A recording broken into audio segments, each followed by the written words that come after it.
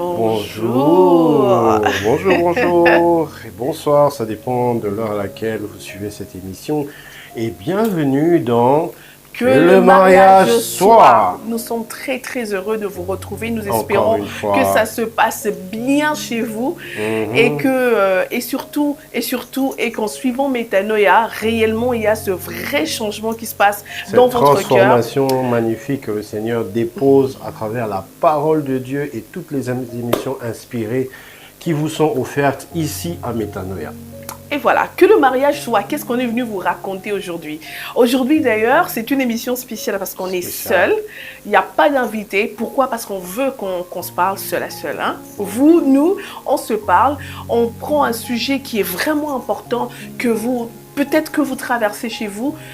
Vraiment, si on en parle aujourd'hui, nous savons que le Seigneur va nous éclairer. Le Seigneur va vous aider à appliquer ce qu'il faut pour que votre couple marche. Et de la meilleure manière. Amen. Et donc, aujourd'hui, on est venu en fait parler de ce sujet ou sinon de ce problème que rencontrent les couples. Souvent, à un certain moment de la marche du couple, on a l'impression que, vous voyez, au tout début, il y avait une forte attirance sexuelle. Il y avait, c'est même en ce moment-là qu'on interdit un peu, ne touchez pas, ne faites pas. Surtout pendant les moments. Pendant les fiançailles. Où, pendant les fiançailles où le couple est en train de se connaître, de vouloir comprendre le caractère de l'autre. Et en ce moment-là aussi, ils font des enseignements qui les préparent au mariage. Mais la pression est forte en ce moment-là. La pression est forte. Il y a tellement de désirs sexuels qui les encombrent. Qui peut les embraser. Voilà. Et sûrement, vous nous regardez là où vous êtes, vous avez aussi ce même problème. Mais tout le monde vous dit non, pas tout de suite, pas tout de suite. Il faudrait attendre le mariage. Oui, parce qu'il faut respecter la parole de Dieu. Exactement. Mais il faudrait savoir qu'une fois dans le mariage, au bout de quelques temps, vous aurez l'impression qu'il n'y a plus d'attirance du tout. Et quelquefois, a baissé carrément. Exactement. Et quelquefois, quand on pose des questions aux mariés après quelques temps, ils ont tendance à dire que oui, avant, dans les fiançailles, oui, il y avait une forte attirance, c'était bien, mais dans le mariage, ils ont l'impression que ça baisse comme ça. Mais qu'est-ce qu'il faut savoir en fait? Pourquoi ça baisse? Et quand ça baisse, quelle attitude avoir? Est-ce que ça signifie que vous ne désirez plus votre mari ou votre femme? Est-ce que ça signifie que ça va rester ainsi? C'est donc de tout ça qu'on va parler aujourd'hui. Ouais. Et bien sûr qu'on va se poser sur l'histoire qu'on a racontée. Oui, celui du filleul qui a engrossé la marraine. Et donc, le filleul engrosse la marraine. Comment ils arrivent là? Vous vous rappelez de l'histoire? Oui. Je vais juste récapituler un tout petit peu. Je n'entre pas vraiment dans le fond de l'histoire. C'est que le filleul rencontre le même problème dont on parle ici. Le filleul avec la filleule, ça ne marche pas. Donc, ça ne se passe pas bien dans le mariage sur le plan sexuel. Et donc, quand la filleule va se plaindre auprès de la marraine trouve tout de suite le bon remède pour leur donner, à leur donner, c'est donc la pornographie. Mais est-ce que la pornographie est utile d'ailleurs pour un couple? Il faudrait qu'on en parle. Non. Chérie, on regarde en fait dans les... On regarde souvent quand on voit des films X, on appelle ça film pour adultes. Mais est-ce que c'est réellement des films pour adultes? Ou encore on écrit plus de 18 ans, plus de 16 ans et tout ça. Mais est-ce que c'est bon pour vous? Est-ce que c'est bon pour votre couple? Ce qui n'est pas bon pour un enfant, est-il bon pour un adulte? Si ça peut détruire la moralité, la pensée de l'enfant, c'est que ça peut aussi détruire un adulte. Donc, ce n'est pas un véritable remède pour les mariés et ce n'est pas non plus un remède pour les célibataires. Vu que la Bible dit que le mariage soit honoré de tous.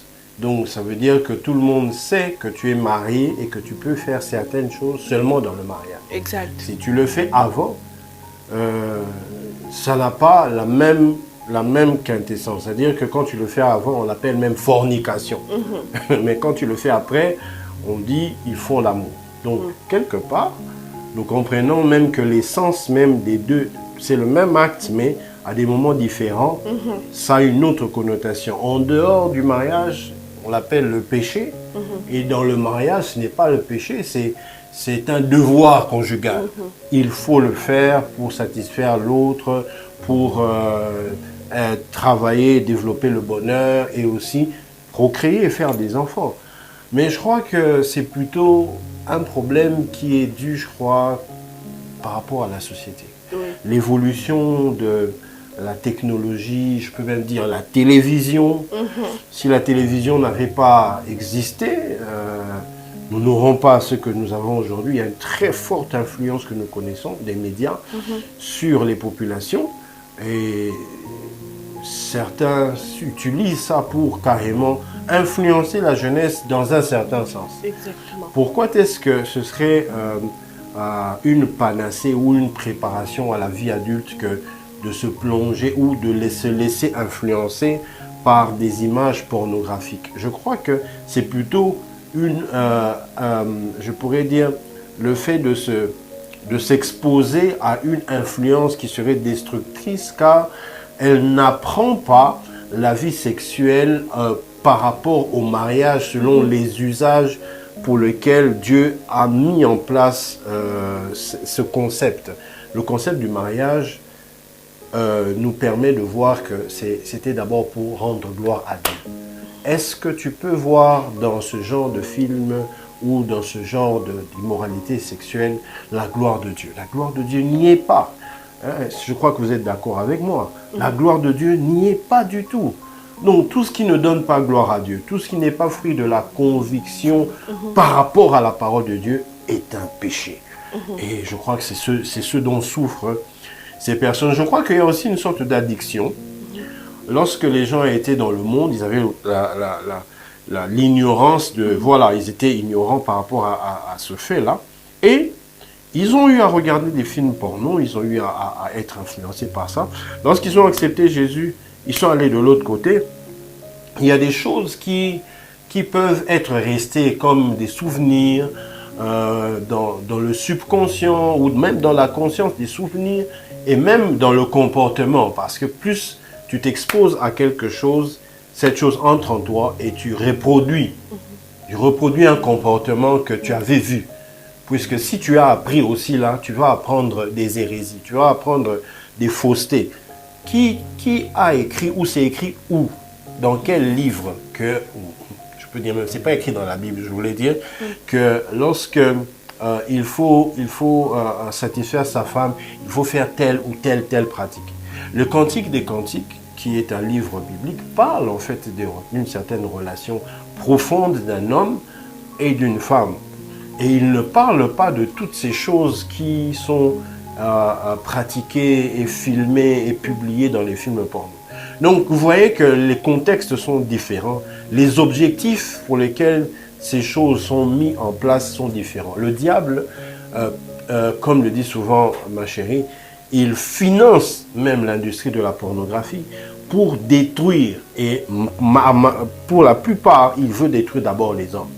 On met en place plus d'abord ça contre les hommes afin de pervertir leurs pensées. Parce qu'il a été prouvé que celui qui contrôle tes pensées contrôle ta destinée. Il contrôle tes prochaines actions. Il contrôle ton comportement. Et quand il contrôle ton comportement, il sait exactement, plus tu te comportes de cette manière-là, plus tu vas détruire d'autres personnes et tu vas introduire un cycle de destruction. C'est-à-dire que toi, tu as détruit quelqu'un, cette personne-là devient aussi un bourreau par rapport à une autre victime, et cette victime-là deviendra un autre bourreau. Donc des blessés de guerre qui se font en cascade à cause des actes qui sont, je peux dire, véritablement inspirés du diable. Et ce sont ces choses-là qu'il faut combattre. Il ne faudrait pas les prendre comme une panacée, un médicament par rapport à un dysfonctionnement du couple, parce que, comme ma chérie vient de le dire, ça peut arriver que la libido puisse baisser, que l'attirance, l'homme envers la femme puisse baisser ou la femme vers l'homme puisse baisser. Je crois qu'il y a des façons de faire lorsque vous apprenez à connaître votre femme, à connaître votre homme, à savoir quels sont les points érogènes qui peuvent lui permettre de démarrer, d'avoir beaucoup plus d'entrain à l'acte sexuel selon ce qui est permis, c'est-à-dire dans le mariage, et à en jouir particulièrement, mais aussi aussi à donner aussi du plaisir à l'autre pour que le mariage soit tout à fait délicieux. Je crois que c'est juste une question de connaissance. Lorsqu'on ne connaît pas, on fait que ce que l'on a vu ou entendu dans le quartier ou auprès des amis. Et ce n'est pas toujours vrai. Je crois que la vraie source de la connaissance serait les parents, d'abord, premièrement. Ensuite, l'Église, ok, et puis la Bible. Ce sont ces trois sources-là, je crois, qui pourraient aider quelque part les nouveaux mariés. Quand je parle des parents, on voit aussi les parrains. Hein? Donc les parrains doivent jouer vraiment leur rôle pour permettre aux nouveaux mariés de se préparer. Ça va arriver, qu'à un moment donné, la flamme ne sera plus la même, la libido ne sera plus la même, et qu'il ne faudrait pas attribuer ça à quelque chose de compliqué, au point de vouloir recourir à quelque chose d'extérieur qui, du reste, n'est pas recommandable pour l'évolution du couple chrétien, du couple qui croit en Dieu et qui craint le Seigneur. Ok, très bien exposé. Désolé, j'ai beaucoup parlé. Tu es parti avec... Non, mais c'est vraiment ce que tu as dit là, c'est important. Je pense qu'il y a quand même des choses que les couples devraient savoir, ces choses-là vont les aider à échapper un peu au piège de l'ennemi. Parce que vous le vouliez ou pas, quand vous entrez dans le mariage, ou même bien avant, vous êtes dans les collimateurs de l'ennemi. Il vous a comme ça. Toujours. Il veut que vous échouez. Et quand vous voyez les couples échouer aujourd'hui, ce n'est pas parce qu'ils ont voulu échouer. Voilà, ils ne le voulaient pas. Mais seulement, ils sont entrés dans les pièges. Ils n'ont pas vu venir l'ennemi. Ils n'ont pas vu les pièges devant. Et donc, ils sont entrés dedans. C'était vraiment des proies, quoi. Exactement. Donc, regardez d'abord. On voudrait que nous tous, nous arrivions à repenser à la première fois où vous avez été en contact avec le sexe. La première fois que vous avez été en contact avec le sexe, vous allez voir qu'il y avait une irrégularité là. Peut-être que c'était avec un cousin, donc une union incestueuse. C'était peut-être avec un parent, c'était peut-être avec, vous voyez, une tante, une voisine, une maman plus âgée que vous, ou un jeune plus. Donc, c'était vraiment une histoire assez compliquée. C'était entre les cousins pendant que vous étiez en train de jouer au jeu de papa et maman. Regardez comment vous avez été en contact avec le sexe. Et c'est là où vous allez voir que non, c'était l'ennemi qui était derrière, mais vous ne voyez même pas. Exactement. L'ennemi veut vous conditionner à vivre selon la chair. Faites attention, mes chers. L'ennemi veut vous conditionner à vivre selon que la chair vous veut quelque chose ou ne veut pas. Ah oui. Je donne un exemple. Vous êtes un humain, vous êtes un grand monsieur et vous voulez faire pour aller aux toilettes. Vous voulez faire le gros besoin. Est-ce que c'est parce que vous avez besoin de faire le gros besoin que vous allez le faire au salon, sur le canapé ou chez autrui en dehors, ou que vous le faites devant les gens? Jamais. Jamais. Et vous allez voir que même les personnes qui ont la diarrhée, je vais le dire, désolé vraiment pour le mot, la diarrhée, ils ne font pas ça devant les gens. Ils vont se contrôler jusqu'à arriver à un point donné où c'est écrit toilette, c'est une convention. On vous dit, depuis que vous êtes né, on vous a dit que les chiottes existent. Et donc, vous allez là-bas et c'est là où vous faites vos besoins. Et c'est pareil avec le sexe. Il faudrait qu'on nous éduque que le sexe, ça ne se fait pas avec n'importe qui, n'importe où, n'importe comment, pas à n'importe quelle occasion.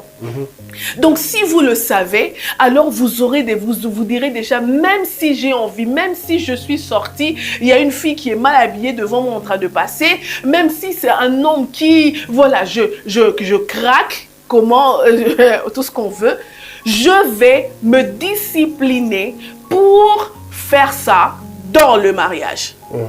Ça, c'est déjà un. Maintenant, qu'est-ce que l'ennemi fait? Il vient maintenant vous enlever cette éducation-là. Il vient vous dire, non, regarde, d'ailleurs, tu peux le faire à tout moment. Tu peux faire ce que tu veux. Voilà, tu peux faire ce que tu veux. Et d'ailleurs, tu vois pas que ton cousin t'a violé et toi aussi, tu peux faire ceci. Tu ne vois pas que... Et donc, c'est comme ça des mensonges. Il vient avec des suggestions, chérie, merci pour le mot. Il vient avec des suggestions pour que vous arriviez à vous retrouver dans le mariage en train de faire des bêtises. Je vous assure. Mais au nom de Jésus, pendant que nous sommes en train de parler, le Seigneur est en train de délivrer vos pensées. Amen. Il est en train de vous reformer. Il est en train de vous redonner, vous voyez, on va le dire en langage d'aujourd'hui, un autre vibe pour Amen. que désormais, vous arriviez à faire le sexe tel que le Seigneur a prévu pour vous. Et vous allez voir que vous serez à un endroit, chérie, un endroit où lui-même, il vous ravitaille quand il n'y a plus d'attirance. Lui-même, il vous ravitaille quand vous sentez que quand vous sentez que ça ne va pas, ça ne marche pas, vous avez l'impression que vous ne ressentez plus rien pour votre mari, vous ne ressentez plus rien pour votre femme. Le Seigneur vient avec le vin nouveau, il vous ravitaille. Exactement. Parce que Exactement. vous êtes à lui et vous avez préféré faire ce que lui il veut et non entrer dans les pièges de l'ennemi. C'est pourquoi la Bible dit le Saint-Esprit répand son amour dans nos cœurs. Exactement. Donc, il répand son amour dans nos cœurs par le Saint-Esprit. Et je crois que l'élan physique dans le Seigneur peut être non seulement alimenté, mais je peux dire réalimenté lorsque cela manque. C'est pourquoi Maman Eliada a utilisé le terme du vin nouveau. Pour ceux qui ne connaissent pas le vin nouveau, c'est en fait l'histoire du mariage de Cana dans Jean 2, où il n'y avait plus de vin.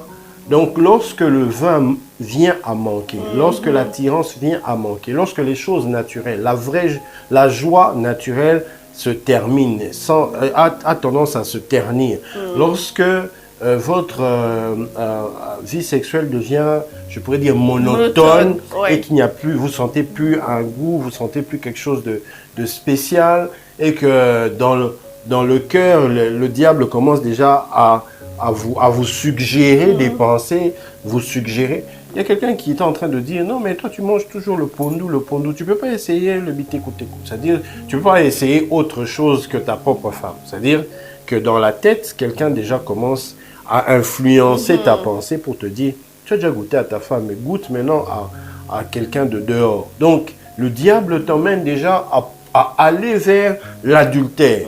Et tout cela parce que vous n'avez pas su gérer, je peux dire, la croissance ou l'épanouissement de votre vie sexuelle. Je crois que c'est vraiment une dimension que le Seigneur nous donne par inspiration, par le Saint-Esprit, de développer notre vie sexuelle, de la développer dans le sens de la créativité. Exactement. D'y ajouter toujours, je peux dire, une dimension inspirée de lui pour faire le bien à l'autre. Le problème avec la vie sexuelle connue, je peux dire avant le mariage ou dans l'éducation diffuse de la rue, on dit que tu vas aller pour prendre ton pied, c'est-à-dire tu vas aller pour te satisfaire. Mais dans le mariage, c'est pas ça. Dans le mariage, tu viens dans le mariage pour donner, tu ne viens pas pour prendre. Tu ne viens pas pour te satisfaire. Tu ne viens pas pour, je pourrais dire ça de manière éjaculée, tu ne viens pas pour prendre tout le plaisir. Non, tu viens pour donner du bonheur, pour donner de l'amour, pour donner du sourire, pour donner de la joie, pour apporter de la paix, parce que ça apporte la paix dans un couple. Alléluia. Oui. Donc tu viens apporter cela, tu ne viens pas pour prendre. C'est comme ça que les attitudes et même la façon de penser est différente par rapport à ça. Lorsque vous avez une nouvelle façon de penser et que vous y entrez, vous allez toujours avoir cette même attitude, l'attitude de donner. Mais quand vous voyez que vous n'avez plus assez de jus, assez de vin, assez de capacité ou d'attirance, mais rentrez vers celui qui a créé le mariage. Rentrez vers le Père, celui qui a institué le mariage pour dire, voilà Père, en ce moment, je n'ai pas d'inspiration, je ne sais pas comment faire avec mon mari. Aide-moi, inspire-moi pour que je puisse faire du bien à ma femme. Aide-moi, je suis fatigué, j'ai beaucoup travaillé. Vraiment, je ne saurais pas y arriver seul. En fait, beaucoup de gens disent que le mariage, c'est une affaire charnelle et ça ne concerne pas le spirituel. C'est faux. Je voudrais citer ici l'ancien Fefe Kayembe qui dit toujours que le mariage est une affaire très hautement spirituelle. Hautement spirituelle parce que c'est Dieu qui a mis en place le mariage, qu'il a institué. C'était d'abord une dimension spirituelle avant de devenir physique. Donc, allons vers Dieu. Lorsque les choses ne vont pas dans le mariage et vous sentez qu'il y a quelque chose qui ne va pas, allons vers Dieu de manière, je pourrais dire, individuelle. Et puis, parlons-en. Discutez avec votre mari ou avec votre femme. Dites, bon, écoute, la fois passée, c'était bien, mais il y a ça, il y a ça, il y a ça que j'ai remarqué. Il y a ça que j'ai remarqué, il y a ça que j'ai ressenti, il y a ça que je ne ressens plus. Parlez-en. En fait, si vous n'en parlez pas, comment vous saurez que vous êtes arrivé à un tel point pour améliorer? L'amélioration vient par le fait de se remettre en question. Exact. Est-ce que c'est le top? Est-ce que vraiment quand Dieu a créé ça, le niveau que nous avons atteint, c'est vraiment ça? Ou bien il y a encore quelque chose de caché que nous n'avons pas encore atteint? Et les gens pensent en fait que si en regardant les films qu'ils voient et qu'ils se mettent à jour, or en fait en regardant les films, vous apprenez à vous satisfaire et non à satisfaire l'autre. Oui, en regardant les films, vous ne savez même pas les raisons pour lesquelles vous prenez cette position-là. Et donc, c'est-à-dire que ça crée deux égoïstes dans le mariage, dans la vie sexuelle. C'est pourquoi qui sont exacerbés, vraiment. Et c'est pourquoi, en fait, l'autre se rend vite compte que non, je ne suis pas satisfaite quand je suis avec elle. Mais qui t'a dit? C'est parce que tu as regardé le mensonge, l'ennemi. Voilà. Mais encore, ça te conditionne à l'infidélité, mais de manière horrible. Exactement. Parce que tu regardes déjà la nudité de quelqu'un. Oui, tu regardes le péché des gens, tu regardes ils veulent en fait tordre la réalité pour vous donner les impressions. Au péché, que c'est voilà, t'habitues au péché. Voilà. Écoutez, nous sommes dans un siècle où, que vous le vouliez ou pas, l'ennemi est en train de cogner fort pour vous détruire. Dans un siècle où il a vu que la pornographie marchait, mais à tous les niveaux. Comment il fait? Il y a des sites. Peut-être que toi, tu évites d'aller sur les sites là. Les sites, tu évites d'y aller. Mais le problème, c'est que là où tu es, dans des groupes WhatsApp où tu te retrouves avec des amis, ils partagent sans modération. Et même quand tu vois que dans les groupes WhatsApp, tu n'ouvres pas, on va te dire d'ailleurs, il y a eu une certaine personne qui a publié des vidéos et tout ça. Et tout le monde est en train de regarder et tu te dis, je vais juste par curiosité. C'est comme ça qu'il est en train de faire pour que vous arriviez à vous éloigner de votre femme, à vous éloigner, parce que la pornographie, c'est très... En fait, c'est comme si on vous apprend à aimer le sexe et non votre femme. Oui, on vous apprend à aimer l'immoralité. L'immoralité. Au lieu d'aimer la personne. Et puis, ce ne sont pas des actes d'amour. Ça, c'est même pas... Je dirais pas c'est même pas de l'amour, c'est de l'obsession. Voilà. Vous devenez obsédé par... Vous devenez immoral, cette chose, carrément. Même pas, je dirais pas même chose, mais vous êtes en fait obsédé par l'appareil sexuel. Oui. D'une femme ou d'un homme. Là, dans vos pensées, il n'y a que ça. Je parlais avec un ami, j'étais en train de discuter avec lui à propos des choix pour se marier.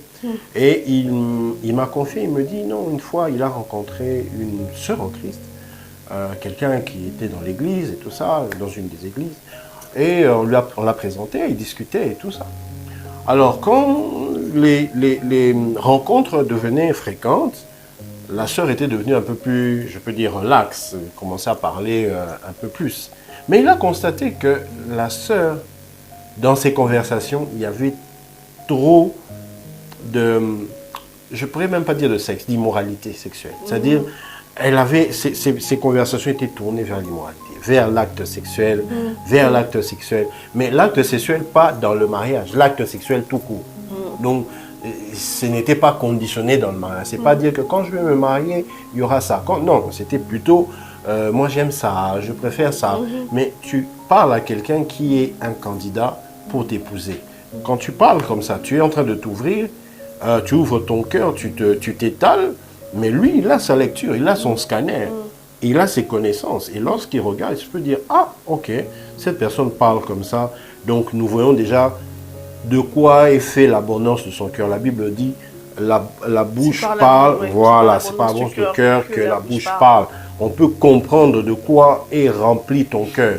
Ton cœur est rempli que de ces choses-là. Et puis, pas dans la fonction du mariage, mais dans la fonction de libertinage. Donc, il m'a dit tout de suite, il a arrêté la relation. Et que Dieu bénisse les frères qui arrivent à s'arrêter parce que rien que dans la conversation, c'est pas évident. Le diable a tellement travaillé plus loin. Quand tu étais enfant, tu ne sais même plus te retrouver, tu es perdu. Écoutez, normalement, le fait de savoir même que quelqu'un d'autre peut voir ta nudité, nous devrions avoir honte en réalité. Mais en fait, après un certain moment, on a l'impression que les gens prennent plaisir à se dire que j'étais avec telle fille, telle autre fille, j'étais avec tel homme, tel autre homme. C'est horrible aujourd'hui, c'est horrible. Mais que le Seigneur nous ramène vraiment au tout début où les hommes pouvaient se dire je me garde pour ma femme, je me garde pour mon mari. Eden, je me rappelle encore au tout début de notre mariage, là, quand on s'est mariés, tu m'as dit regarde ce que j'ai fait dans mon passé. Et il y a quelque chose qui m'a beaucoup marqué que tu m'as dit. Tu m'as dit j'aimerais bien te demander pardon parce que j'aurais dû me garder pour toi. Ça m'a, tu vois, ça c'est quelque chose que je garde dans mon cœur. Je me dis, je vais partager ça avec Dieu. Ouais. Quand je vais le voir, je vais lui dire, Seigneur, tu as vu ce que Eden m'avait dit au tout début. Et donc, il m'a demandé pardon pour, tu vois, il a compris que c'était des bêtises qu'il avait faites avant. Ça n'avait rien, tu veux dire, même on en parle, mais on aurait dû attendre, on aurait dû raconter une histoire différente. Mais pourquoi est-ce qu'on ne s'est pas vanné Et puis c'était les illusions, c'était l'ignorance. Il n'y avait rien de concret, de vrai. C'est dans le mariage qu'on a, tu vois, qu'on a on aurait dû. C'était donc ça. C'était donc ça, parce qu'avant ça que Dieu avait réservé pour nous. Avant, c'était des mensonges de l'ennemi. Tu vois, à l'époque où vous étiez encore dans l'ignorance et l'ennemi venait avec ses suggestions et vous y entriez dedans, c'était pour vous détruire.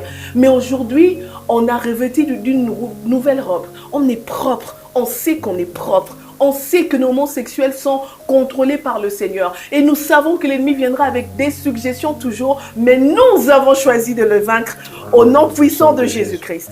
Et donc, nous sommes aussi porteurs aujourd'hui de la bonne nouvelle. Écoutez, quand vous sentez que ça ne va pas sexuellement dans votre couple, ça ne veut pas dire que ça n'ira jamais. Ça ne veut pas dire que ça n'ira jamais. Ça veut dire que c'est le moment pour vous de vous ravitailler, de vous ressourcer auprès du Saint-Esprit. Et non dans la pornographie. Et non dans l'immoralité. Je vous assure. Pas besoin et non dans les disputes, créer des problèmes. Pas besoin de nouvelles chéries. Pas besoin de nouvelles vidéos pour voir des nouvelles positions. Pas besoin d'aller toucher à d'autres filles de la rue pour arranger votre couple. Non. Vous aurez l'impression que ça arrange. Vous aurez l'impression que vous avez mis un film. Oui, c'était bon, ça nous a donné des envies. Mais vous ne savez pas comment ça vous a détruit. En réalité, parce que vous n'êtes pas marié pour 2 jours. Vous êtes marié pour très longtemps. Et sachez que pour rester pendant très longtemps amoureux et pour avoir une vie sexuelle pendant très longtemps qui est bâtie sur des bonnes bases et qui va comme ça. Croissant, parce que quand le Seigneur est là, je vous assure, 0 pornographie depuis qu'on est marié, 8 ans, et on ne compte même pas mettre ça. 0, on ne regarde pas dehors depuis qu'on est marié. Pourquoi? Parce qu'on craint le Seigneur. Et quand le Seigneur est là, on compte sur lui, l'expérience fait ça. Augmente. L'expérience ne fait jamais ça. Augmente avec Dieu. Et même quand vous avez l'impression que ça commence, on est fatigué ces jours-ci, tout ça, vous savez déjà que vous-même, vous devriez puiser votre force en le Seigneur. Exactement. Et c'est ça qu'on vous recommande. Alors, si vous êtes déjà enclin à la pornographie, c'est le moment de sortir de là. Le moment de se repentir. De votre propre force, vous n'y arriverez pas. Non. Il faut que le Seigneur vienne. Et il faut que le Seigneur vienne. C'est pourquoi nous prions que tout celui qui sent qu'il est enchaîné dans, en fait, ce piège du diable, de la pornographie, de l'immoralité sexuelle, et de toutes sortes de déviations sexuelles, nous prions que le Seigneur puisse vous faire passer par le baptême en la mort et la résurrection de Christ. Amen. Afin que Adam, qui a été emprisonné, soit crucifié avec Christ, soit enterré avec Christ, et que le Saint-Esprit vous ressuscite, vous fasse sortir de là, et que vous puissiez désormais marcher en nouveauté de vie, vivre la vie que Dieu vous a réservée en Christ. Parce que c'est celui qui est en Christ qui est la nouvelle création. Les choses anciennes sont passées, voici, toutes choses sont devenues nouvelles. C'est-à-dire des nouvelles pensées, des nouvelles façons de voir le mariage, des nouvelles façons de regarder sa femme, de regarder son mari avec beaucoup d'appréciation et de passion. Parce que lorsque la passion a disparu, c'est difficile, vous voyez. Je crois que ce n'est vraiment que les choses que Dieu a véritablement créées dans la dimension de l'amour, que le mariage peut fonctionner véritablement. Vous voyez, même le téléphone que vous avez entre les mains ou la télé que vous regardez, s'il ne fonctionne pas bien, c'est qu'il y a eu un problème qui s'est glissé.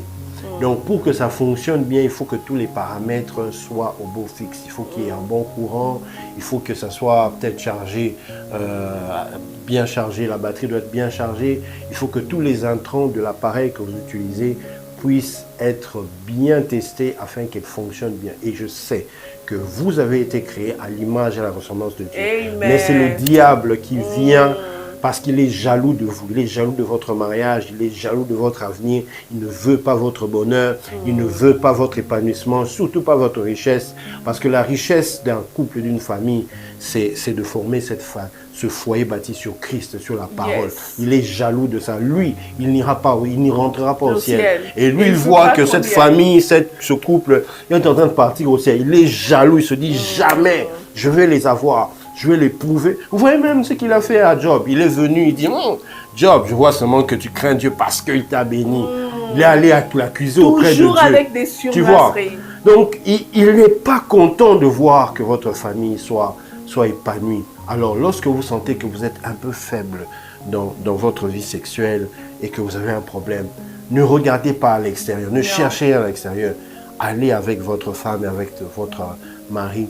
La Bible dit, venez, vous puiserez avec joie aux sources du salut.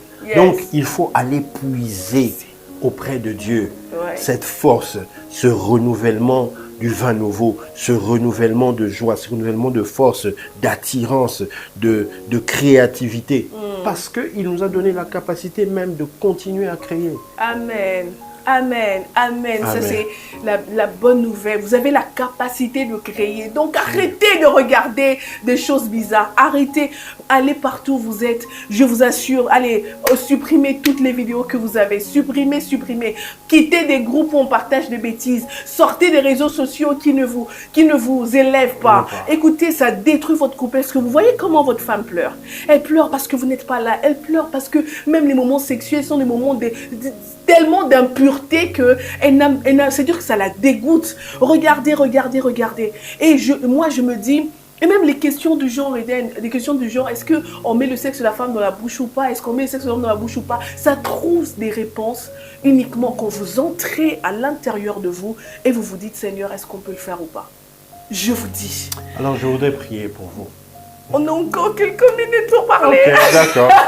Non, je pensais en fait que tu étais en train de chuter.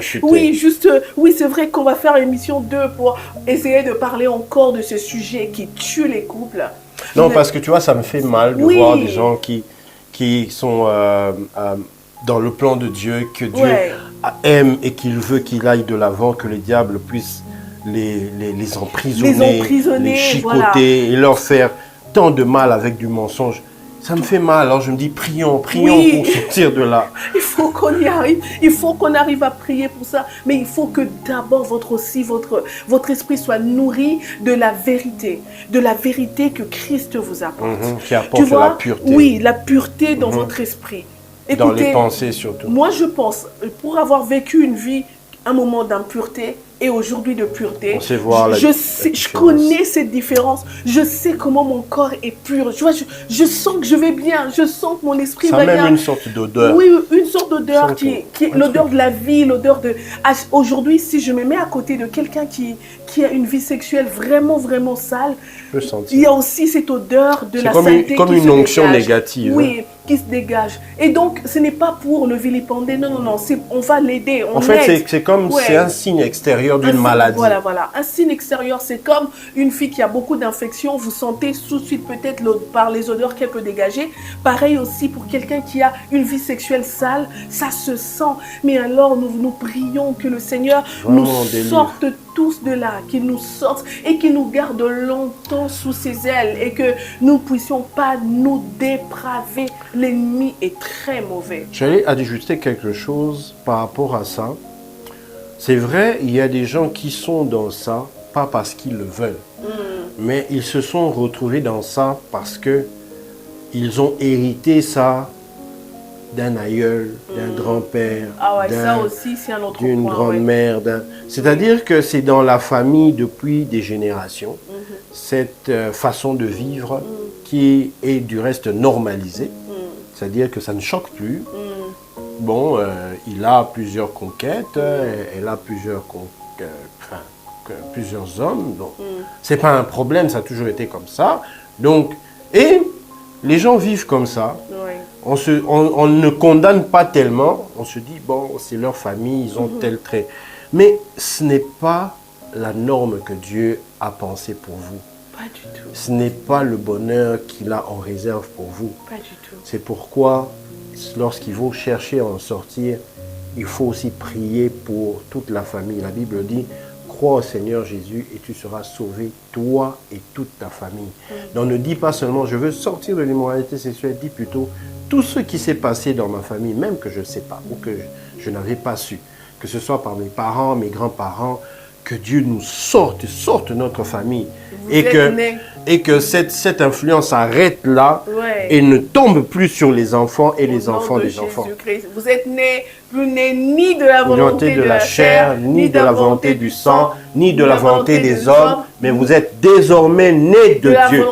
Parce que tout ce qui est né de Dieu triomphe du mal. Amen. Donc, désormais, puisque vous serez nés de Dieu, donc il faut d'abord, la première des conditions pour triompher de ce mal, accepter Jésus-Christ comme Seigneur et Sauveur. Donc, si vous vous mariez en Christ, si vous êtes déjà dans le Seigneur, vous avez la vie de Jésus en vous, sachez que vous êtes éligible à la délivrance, à la liberté. Vous êtes éligible à la pureté. Vous êtes éligible à la sanctification par le Saint-Esprit. Votre couple est éligible à ces merveilles, à ces bénédictions.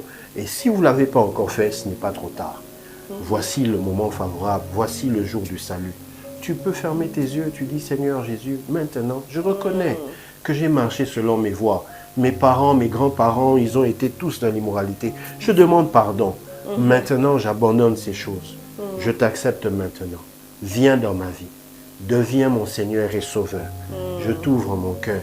Prends le contrôle de ma vie. Je renonce à Satan. Amen. Je renonce à tout ce genre de vie. Je renonce à cela. Et désormais, je m'abandonne à toi. Garde-moi dans ta parole et que ma vie soit conforme à ta parole. Au nom de Jésus-Christ. Amen. Amen. Si tu as fait cette prière, tu es devenu enfant de Dieu. Et maintenant, tu peux le faire aussi avec ton épouse. Tu peux le faire pour ton couple. Fais accepter à ton couple Jésus afin de pouvoir vivre une vie de pureté, une vie de renouvellement, même dans vos moments sexuels. Et quand vous avez un conjoint qui ne veut pas prier, écoutez, ce n'est pas vous qui changez. N'allez même pas crier dessus. Vous gérez ça à genoux avec Dieu. Le Seigneur lui-même sait comment il organise le temps pour qu'il vienne à lui. Vous ne criez pas, n'allez même pas dire aux gens, d'ailleurs j'ai épousé un homme comme ceci, comme cela. Vous, à genoux, en train de prier parce que c'est Dieu qui change. C'est Dieu qui change. Amen. Écoutez, votre couple peut réellement sortir de cet emprisonnement de la pornographie.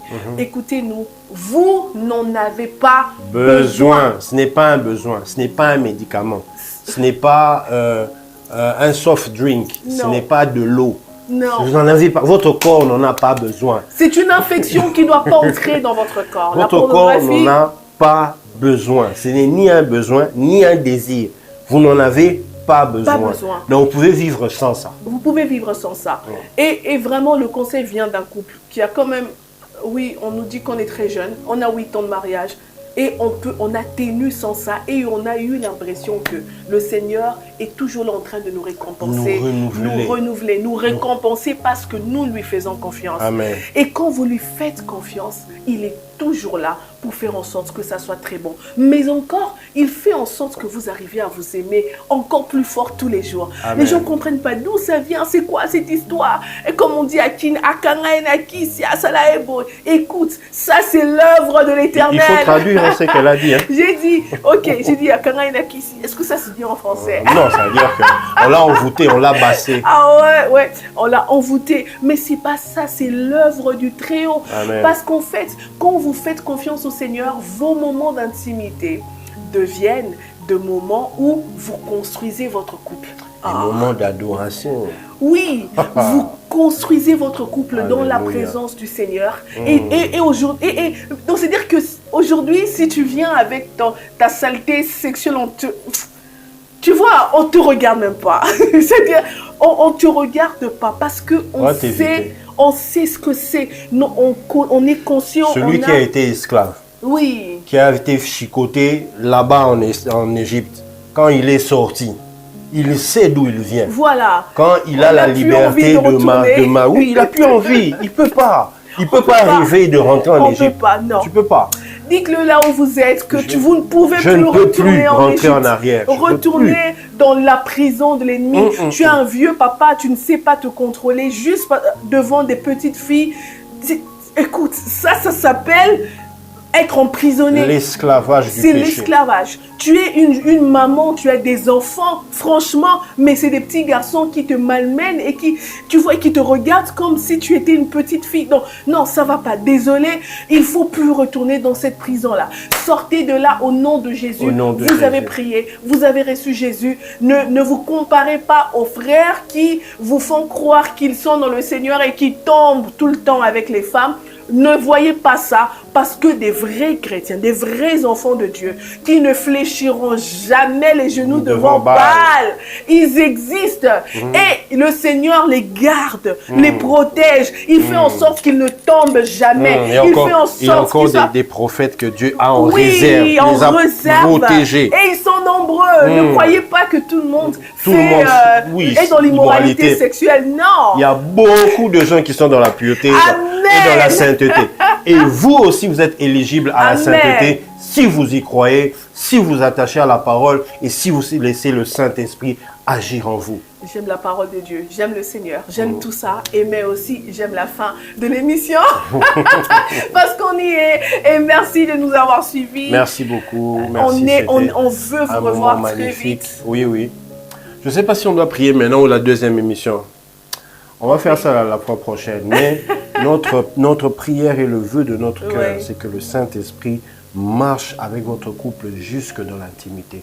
Et qu'il vous emmène de l'intimité, de l'adoration en prière, pas seulement dans la profondeur de cette intimité-là avec Dieu, mais aussi dans la profondeur de votre intimité entre vous, c'est-à-dire votre femme et votre mari, afin de vivre véritablement le bonheur que Dieu a en réserve pour vous.